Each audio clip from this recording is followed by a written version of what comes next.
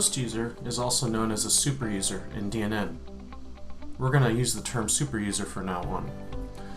In order to create a superuser in DNN version 8 or any version before version 9, you'll first need to be logged in as a superuser, and then you would go to the host menu in your control panel and move into the advanced settings, and you'll find the superuser accounts view.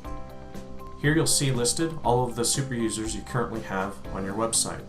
In order to create a new one, simply click the Add New User button. Now, name the superuser anything you wish.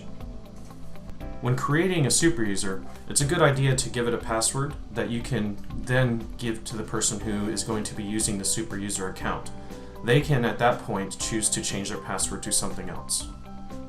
Finally, click to add the new user. The page reloads and you'll see your new superuser account there.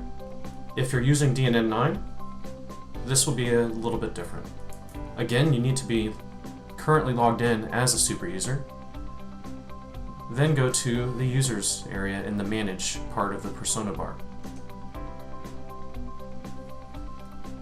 You'll currently see all the users on your site, and we're just going to add a user.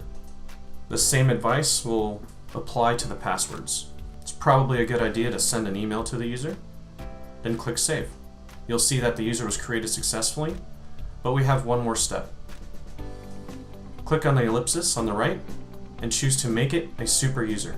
That's how to create a superuser account in both DNN 9 and DNN 8.